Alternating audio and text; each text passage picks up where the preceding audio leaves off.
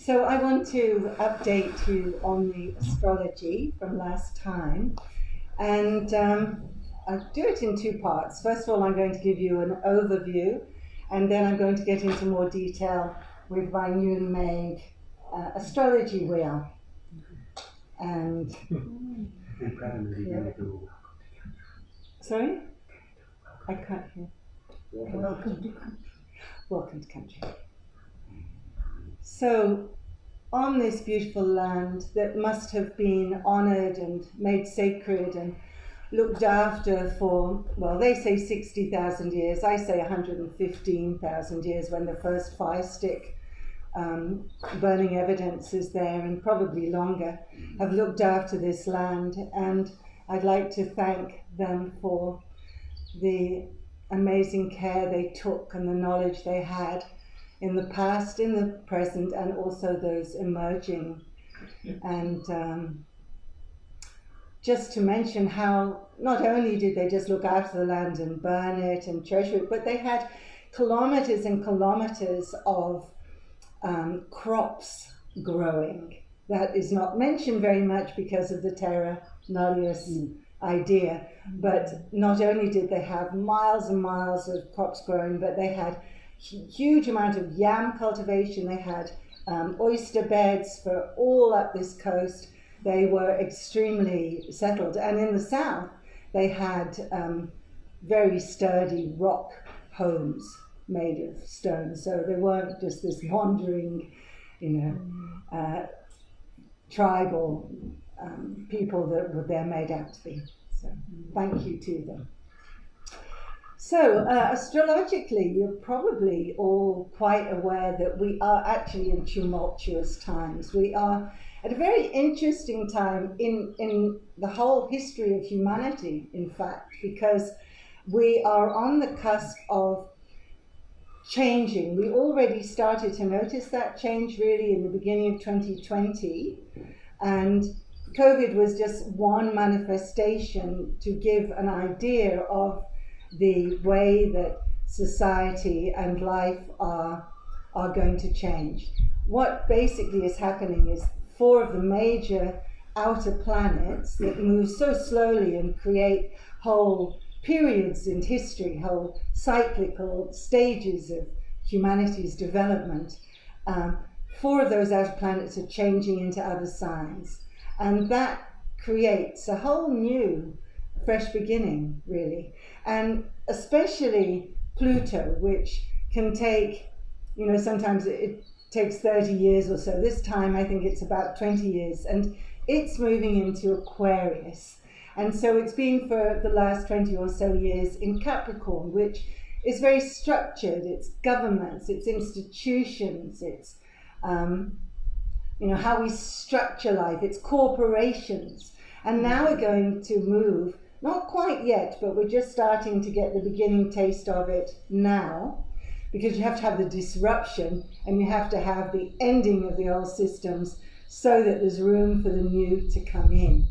Otherwise, you can't have 2 systems at once. So we are now at the end, the sort of death throes. We're in the last 3.5 degrees of Pluto being in this structured Capricorn. And we move into Aquarius, which is, of course, this is the dawning of the age. So going into Aquarius. And it's much more community-minded. It's much more for the well-being of all of humanity, including the poor and the underprivileged. And it's much more about high-tech and digitalization. And so we will almost inevitably, in case you're wondering if we can resist it or not, we can't. We will go more digitized, we will go more AI, we will go more robotic. This may well have its great gifts. We will get a lot more breakthroughs in health, health ways of curing us, whether it's through sound or whether it's through light.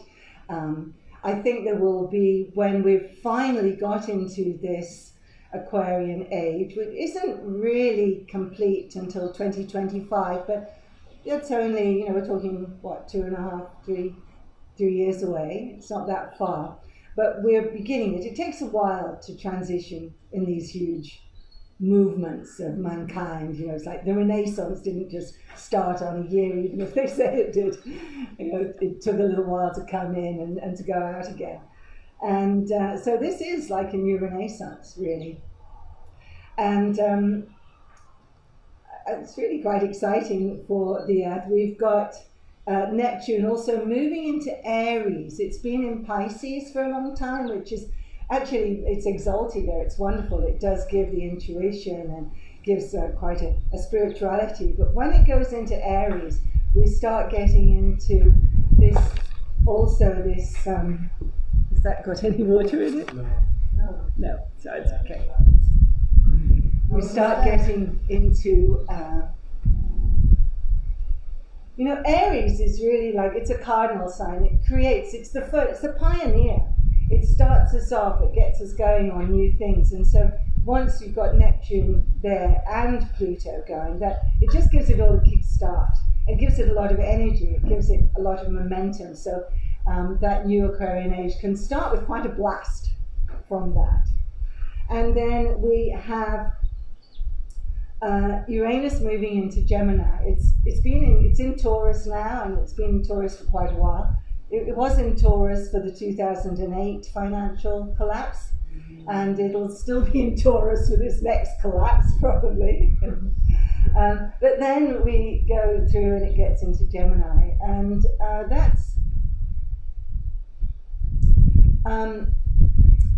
it's actually quite, well, Gemini is so active mentally in a way. And so it's going to start showing up. Not only will be there's so much information, there's all the wonderful mainstream information, which all of us hear, and then there's the alternative information sources, which anyone put your hand up if you actually listen to alternative news as well as just the mainstream news.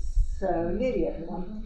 And so, but we are a particular group in this area of Byron Shire, where we're probably much more open to the alternatives. So the question that comes up with this Uranus is, which is the truth and which is not the truth, and how true is that? And is it being exaggerated? Is it being manipulated? And so it actually starts revealing when we get out of Taurus and go into Gemini. The truth will reveal itself, and a lot of the places in which we have been deceived in various ways by the corporate governance, let's call it, by the government that is ruled by corporations because of the money they pay, that actually the secrets come out, and you're already starting to see that now, where there's quite a bit of deception and quite a lot of proof.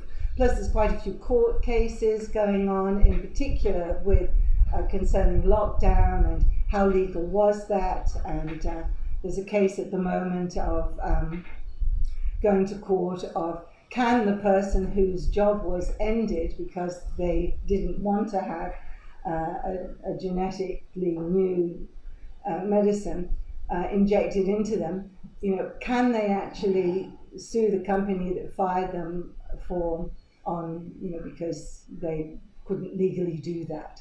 So there's all sorts of things going on like that, which is quite exciting too. Mm-hmm. So and then also Saturn goes into Aries too in 2024, so that's a little ways to that, but this is all going towards that. And so again, that Saturn and that Uranus are going to this fantastic momentum into this new age of Aquarius. And so I have a lot of hope. Now that doesn't really set until 2025, but Pluto goes in and out for a little while, starting in March this next year, so very soon. In fact, I think it's March the 17th or 25th, I'll come to it in my notes, and it goes into Aquarius. Then it only goes in for 3 months, but we start getting a taste of what's to come, and then it goes back into Capricorn again, and the powers that be in the institutions will be hanging on for dear life once it comes back for that little period, but then we're out again forever, for the next 245 years it takes before it will come back to Capricorn again. So that's the basic intro. 2025, really starting to get this new life. Actually, 27 it'll be really settled in, and I think we won't really be into a whole kind of totally new age with a totally established new financial system and a much wiser spirituality actually until 2030, 31 and 32. So that's really getting into the big picture. But if for those of us who are young enough to still enjoy their youth in 2032, it's going to be fabulous. Actually, I remember one of my gurus saying many years ago, saying 10 years ago or so, that it was all his psychics, that he has sort of channeling information for him, all had said 2032, and I was so far away. But now that I've started to look at the astrology, it's like, oh, right, he was right, not just from a kind of psychic perspective. Okay, so now I'd like to bring us back to now, and in fact to today. And let's go this way. Now, I don't know if the camera can zoom in a little bit to see this, because basically you have here the 12 signs going around in order. Traditionally, you start over here on your left, and if it goes down and round in that direction, that's the direction of the planets moving around. And you may not know the symbols on the planets, but we'll talk about them as we go. So today is a very beautiful, auspicious day because the Sun and Jupiter are in a beautiful relationship to each other, and we can see that here's the Sun in Scorpio. He's quite towards the end of Scorpio now because it's the 23rd that we move into Sag. So we're just in the last few days of Scorp, and here's Jupiter in Pisces, which is still a wonderful place for Jupiter to be. It gives us all that nice psychic intuition. And they're in a 120-degree aspect to each other, which is really the nicest one you can get. Very, very creative and very harmonious. And so a beautiful day to have this gathering today. Now, let's see what else. So yes, because Sun is in Jupiter and Jupiter's in Pisces, it gives a lot, not just of spirituality, but also of compassion and understanding, and just that feeling of the unity between us and the oneness that we share in this room together today. It's actually even a place where you can have divine intervention, because Jupiter in Pisces already gives that divinity. And when Jupiter steps in there as well, there can be something really beyond us that helps us along. And then on the 23rd, the Sun moves into Sag. And Sag is much easier than Scorpio. Scorpio is kind of a bit tough, and it's very passionate, but it can be quite hard. And Sag is so much more adventurous. It's why we have Christmas and we have this festive season in Sagittarius, because it is. I always think of, it's ruled by Jupiter, and I always think of this jocular, jovial, joyous Jupiter. All the J's for Jupiter. So it's mutable in Sag, and so we're much more flexible, we're much more easygoing.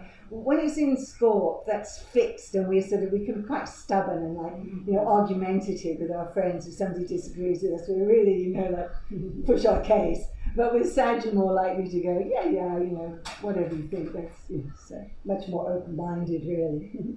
More able to make peace and more optimistic and hopeful. And so the financial situation will probably, actually it's not really going to improve yet. No, I won't mention that yet. I mean, in Sag, you do start getting a little more optimistic about things, but I won't get optimistic yet. Okay, and then Jupiter is conjunct Neptune here. Hopefully you can see that in Pisces, both slow-moving planets. And they actually, Neptune, of course, the planet of water, the oceans, and rain. And so they were exact in April. In March, April, they were exact. And that was when we all got flooded and so much of Australia got flooded. And of course, now they're still at there's a 6-degree orb. And so it's a little bit wide, but it's still just the last throes. And so places in Australia, Forbes, etc., are still super flooding. And that flooding won't end until we get Jupiter moving away from Neptune a bit, which is at the end of November. So I don't think there'll be any more flooding once we hit December. And we should be through that whole period of flooding. But it's been going on since February, and that's been the Neptune-Jupiter. And in fact, there was one of the last times they really were together in Pisces, the sign of water, was the Napoleonic floods, they called it. And they had to redo not just all the palaces, but all the fountains, because in France at that time they were full of fountains. Yeah. So, and then on the 23rd, we have the moon going into Sag. So it's now in Libra, and it's just going to, my magnets are so well stuck that it is well magnetized, but I have to make sure it's going into the 1st degree of Sag, and that's going to fall off, so you'll have to just and it's in 1 degree of Sag. And that's another, talking about fresh beginnings, because for the next 4 or 5 months, the new moon, so the beginning of each new cycle, is in 0 or 1 degree of the sign. So this now, it's going to be on the 23rd, it's going to be in 1 degree of Sag, and then the following month it's going to be in 1 degree of Cap, and the next one in 1 degree of Aquarius, and that goes through till like April, May, with these new beginnings being in the 1st degree. So again, to me, that really symbolizes that we're on this new beginning thing that's going to start. It's amazing. So it's like we're beginning a new horizon for humanity, a new type of evolution. And it will be very good, particularly when we get that 1 degree of Capricorn, or when we're beginning we're in January, it's a great time to visualize what your highest aspirations are. What would you really like in your life to happen now?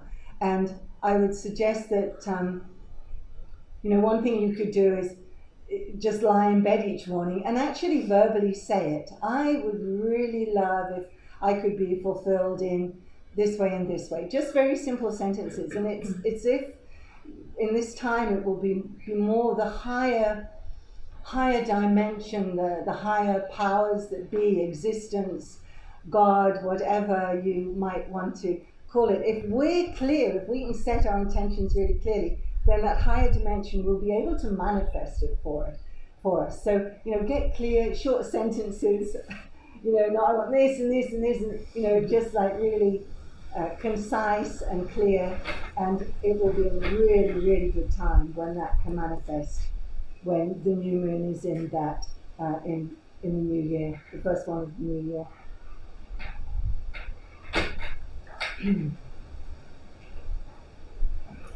So I will go back talking about moons. I'll go back a little bit because how many are aware that we just had that eclipse on the 8th there of November? That was pretty amazing because of, sorry, I didn't move that. Because it was actually here the moon. It was in Taurus, conjuncting Uranus, the planet of total unpredictability, totally new, exciting things. You can't possibly imagine what's going to be the outcome.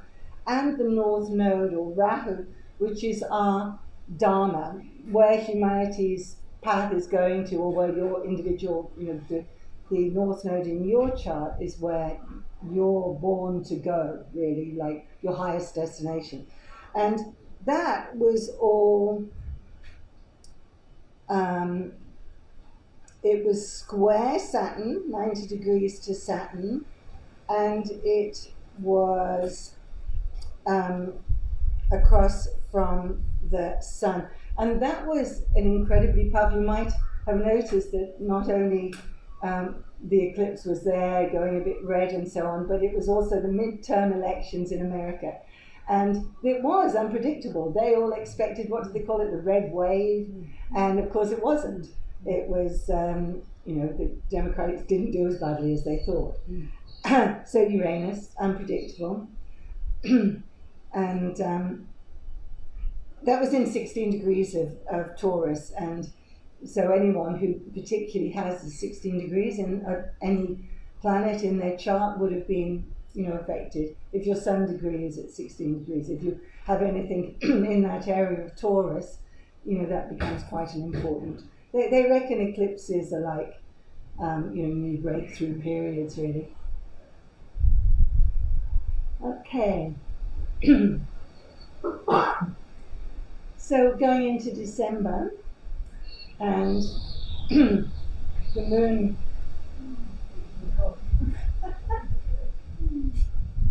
Nice breeze. The moon goes into Gemini,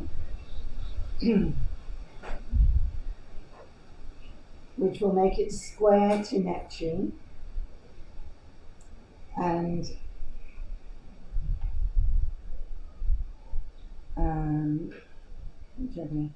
so it'll be next to Mars, squaring Neptune. So that can give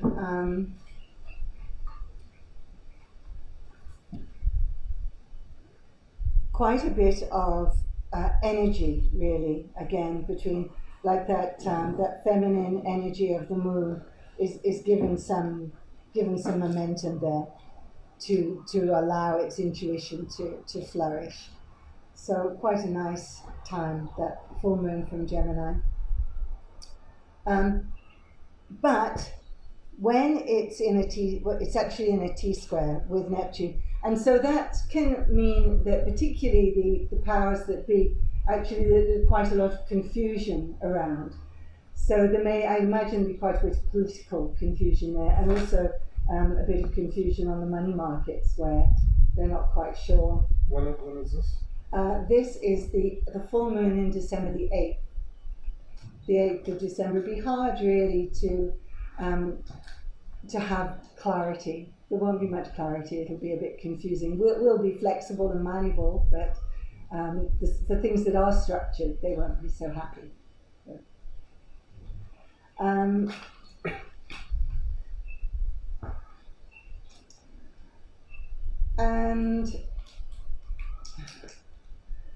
yeah, it's a kind of dreamy time, really. All the first week of December, the 4th as well, for similar reasons. And then we start getting to a really quite powerful time. So December remains all quite mishy-mushy, and markets will be unclear, stock market will be unclear, not a good time to buy into anything, not a good time for crypto, not a good time for money generally, or stock market of any sort. And that remains like that until mid-January, when it starts to get a bit clearer again. So I wouldn't really do anything. Mm-hmm. Unless, of course, crypto goes super, super down more, which it might go down to 10,000 Bitcoin, and then actually I would say it's a really good time to buy. But cryptos, I'll come to that I think a bit later, but it's the Uranus and Taurus energy, and I think we'll find that there's a few years now of crypto being pretty shaky, but after 3 years it'll fly. because the blockchain is what it's all about in the end. And there's $1 trillion is invested in crypto of different sorts, and there's like a new cryptocurrency coming out almost every day. And so we just had this drama with FTX. Anyone hear that whole story? Yeah. Fabulous stuff. That's exactly the kind of confusion, and it represents very well how the whole of December and the last 2 weeks of November. Everyone get a card?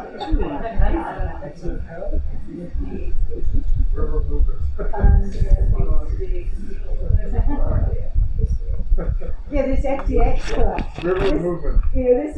This is like a young 30-year-old guy who totally, because he'd given so much, who owned this company called FTX, which was one of the largest crypto companies in the whole world, who'd given millions of dollars to the Democrats and the Republicans, and sort of bought his way in, and then somehow had obscured the truth by bailing himself out, and I'm not very good at the details. But anyway, that delusion, that confusion, this is the Neptune stuff, the Jupiter-Neptune squaring the Mars, actually, is probably what that is. So, classic. So there might well be more of that. But it's great that it's all kind of been revealed and come out quite quickly. And good luck to him. I think he's on a plane to Dubai or somewhere where they don't have extradition laws to America. Poor guy, probably didn't know what, like at 30, you just got out of your Saturn return, you hardly know what's happening. And here he is, this multi-billionaire, suddenly found himself. Well, I hope he can escape. Anyway, meanwhile, not really, there's all sorts of little old ladies' pension funds, and, in Canada especially, they had invested in FTX, the pension funds. So, a lot of ordinary people are going to lose money from this young dude. Yeah, so anyway, on the 21st, which is the solstice, we start to come back to Earth a bit from all this illusion and dreaminess and confusingness. And it should start be quite a little powerful time. Jupiter goes into Aries also on the 21st. So that, as we said, Jupiter gets some momentum going and gets a bit of power behind it. And we in our lives can find that where we've been a bit, I don't know what to do, with myself, we start finding that we get a bit more of a direction. And also then on the 23rd, the new moon squares... December? Yeah, in December, 23rd of December. The new moon squares Jupiter in 0 degrees of Aries, so that will make it quite a lot more powerful and start the kind of the mood of the Christmas extravaganza, really. So we should have quite a bit of fun there. Don't forget that the centre of the galaxy is in South also, so I don't know if how that quite ties in, but so it's, even though we're having all these disruptions and so on, it's very good to remember that these outer planets don't actually need to influence too much our inner world. We can remember that actually really it's all Maya, and that it all passes, and that really it's just this passing illusion that we can get caught up in or not. So a good time to remember that who we are is none of this, really.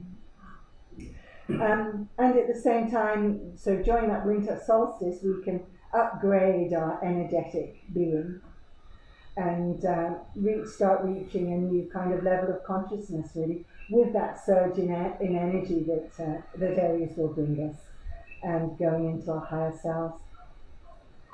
So I'm not going to go because it's just too monotonous to go through all the months of... How are we doing on time? I'll put it beside it. Oops. Or you can just tell me on that. This is my cosmic watch. Oh. I can actually work on man-made constructed time. There's a little one there. It's 240. So it's behind the lady. 240. Okay. So we can now put this aside for a minute. And I'm just going to go a little bit more detail into the big year that 2023 really is. And we're closing the old chapter, beginning the new one, and we may start seeing the US dollar get a bit upset in 2023. At the moment, if you look on the graphs, the US dollar is just climbing still, and the European monies and Australian and the UK are all not doing very well in relation to it. And I guess that's really because America still has energy of some sort. But as soon as that starts, if that diminishes in any way, then watch out for the American dollar. It is going to collapse in the next few years. I haven't really been able to see exactly because I haven't studied in detail enough yet, but I intend to. But anyway, bearing in mind that we know it is going to collapse, it's a very good time to, actually not quite yet, wait till December's through, wait till mid-January, and then that period between mid-January and mid-March is a great time to buy things that your family may need. You might just need, you've been thinking you should get a new blender, or you need a new tractor, or you've been thinking of getting those solar panels in more, getting off the grid more, or buying another tank. It's really good to do that. And you've got this sort of window when things have a little bit more clarity, mid-January to mid-March. If you were considering moving house, buying a new house, do it before mid-March, when things could get very unpredictable again.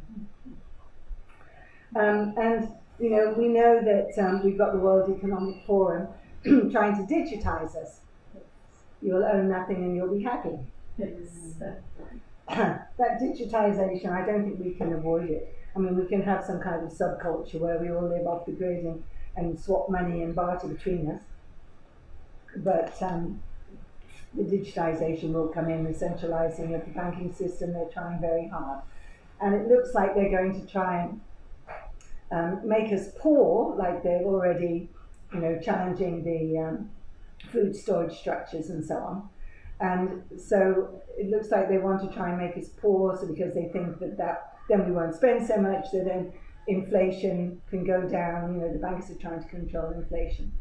But you know, it's just in the cycle where these things happen.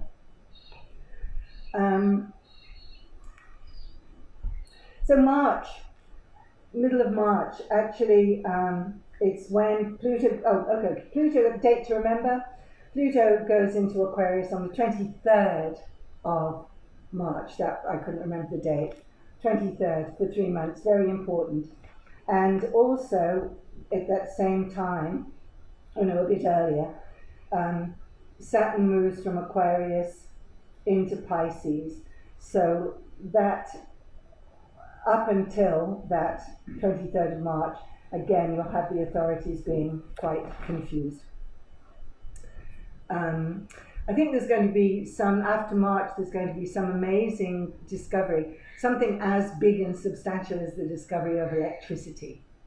So that could be handy. Free electricity, so Shan? Well, maybe if they don't stop killing all the people who make the inventions that do that. That'd be a good idea. Yeah. Does anyone follow Foster Gamble on Thrive? He had this African guy doing an amazing free energy. So and trying to protect him as well as possible. So. I would like to go back briefly, but just because the US obviously controls so much of the way our finances go, and because we're in the Ukrainian war, I would like to mention that going back to the 22nd of February this last year, 22, the US went into its Pluto return, such an important, it only happens every 245 years. The last time was 1776, which was the Declaration of Independence. And basically, I think we're going to,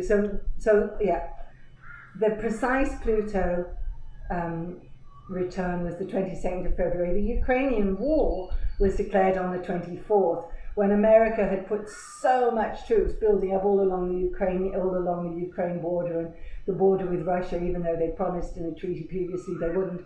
And so America basically just forced them into a war, and that will continue in my opinion anyway until March. Maybe we can, or maybe it'll lighten off before that. But America's going to continue because of its Pluto return, which peaks in December again. So we had it in February, we got it in December, and so I'm sure there'll be more war. I hope it doesn't escalate. But it's not. I looked at Russia's chart. It's not Russia doing this. It's America doing it. It's Russia. It's America's astrology chart, not Russia.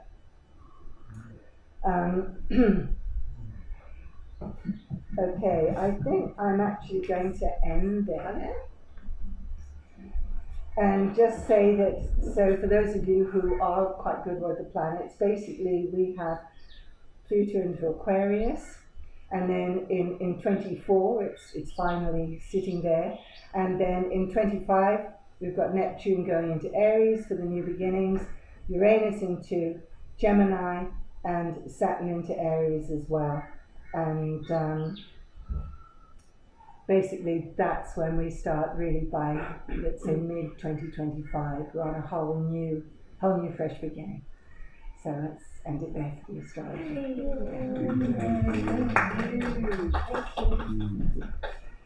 So while we're in this astrological mood, I'm just going to give a short meditation.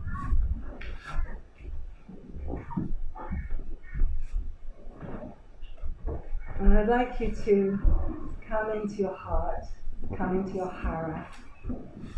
Take some deep breaths into your hara. Let the mind quieten. It's so mental, all the astrology. A couple of deep breaths into your hara.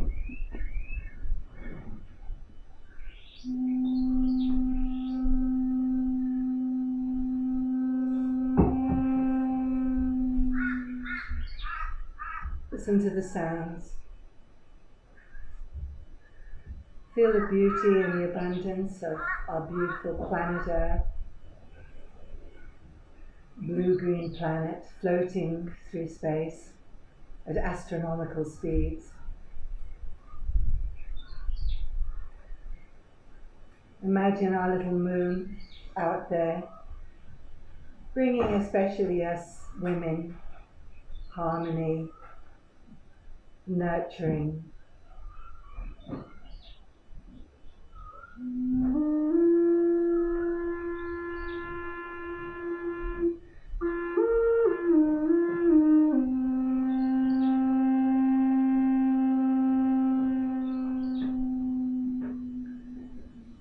Feeling happy that Mercury is now in Sagittarius, a nice place for it to be, where we can have clarity of thought.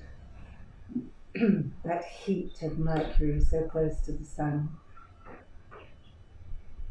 And Venus right there, right next to it, both in 4 degrees, almost exactly on top of each other as you look from Earth. So Venus bringing the love and the harmony into our lives.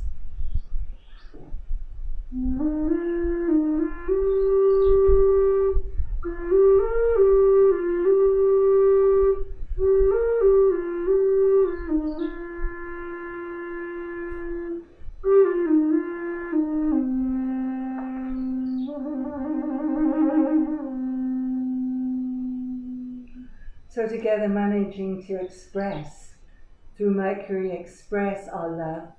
A great time to do that now and in this next week, through the beginning of the first week of December. Allowing that vocalization, share your love, share with your girlfriends, share with your partners, share with your friends. And then going out to Mars and feeling the energy it provides for us. It keeps us going, it gives us the fortitude, it gives us the strength and the vitality. Sometimes we can be rough and be a bit angry with it, and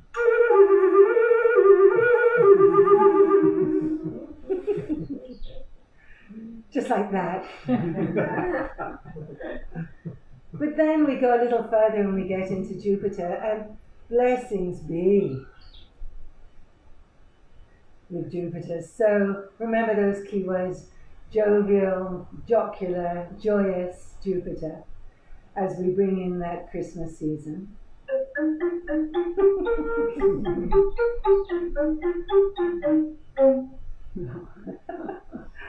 And then going out to Uranus, ruler of astrology, really, I feel, because it's just, it's so wild, Uranus. The planet is tilted on its side. It does all sorts of things that none of the other planets do. And it's so unpredictable, but it's so free-spirited and wild.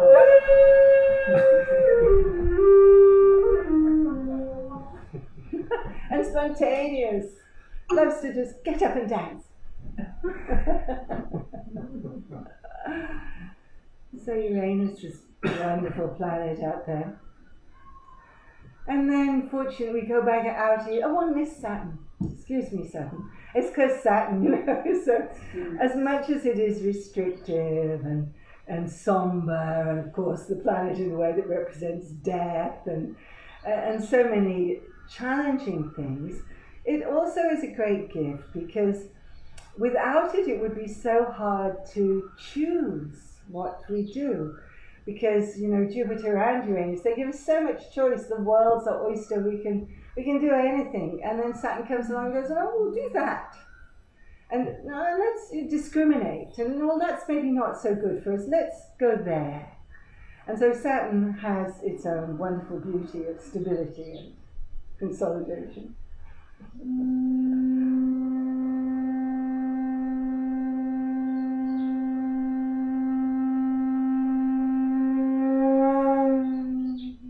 Yes, thank you, Saturn. And then out to Neptune, and so mystical and spiritual. So we love our Neptune.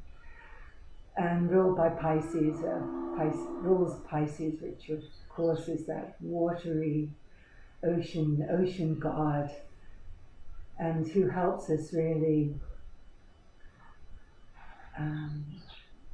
be metaphysical and stand beyond just the mundane of Saturn and the physical.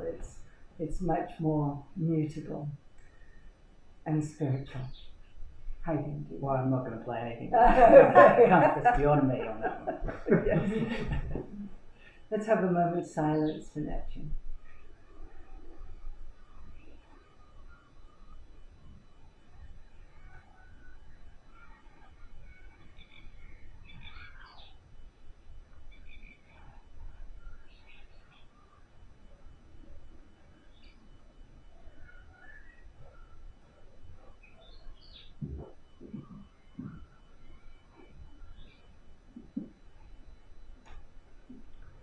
And finally Pluto, so slow moving, so far away from us, but so powerful, the one that creates the ages of humanity.